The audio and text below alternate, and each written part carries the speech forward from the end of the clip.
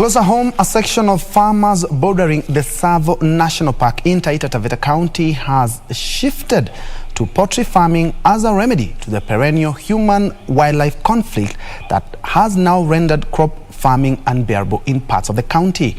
The farmers say despite lodging complaints to Kenya Wildlife Services with an aim of seeking compensation, nothing was forthcoming. Farmers in Taita Taveta County have ventured into poultry farming as an alternative income-generating venture following rampant agricultural losses brought about by human-wildlife conflict. Ndovu wanatuharibia sana mimea yetu, na wanapotuharibia mimea yetu kila wakati tunapopanda wanatuharibia, na hata tunapoita watu wa KWS hawatusaidii. The farmers say through the project initiated by the county government in partnership with the Kenya Climate Smart Agriculture Project, they're no longer facing the challenges and losses that came along with crop farming.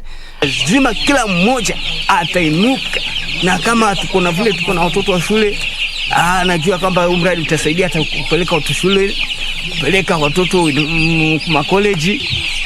Kilinganisha kulima ng'ombe wa maziwa kwa mfano, zile pembenjeo na ile effort ambayo unastahili kuweka ndani ya hiyo shughuli, unaona kwamba ni bora zaidi kufanya kilimo cha kuku ambayo wakati mwingi hauna input nyingi na sio gharama kubwa kuweza kuendeleza ile kilimo. Taita Taveta County Director for Veterinary Services Dr. Jeremiah Ngugi called on the farmers to register with cooperatives to boost the market sourcing for their products.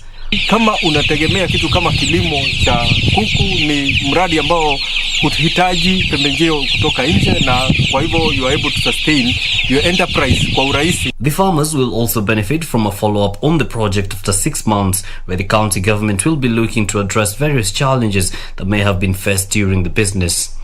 Yusufar reporting for Lunchtime News.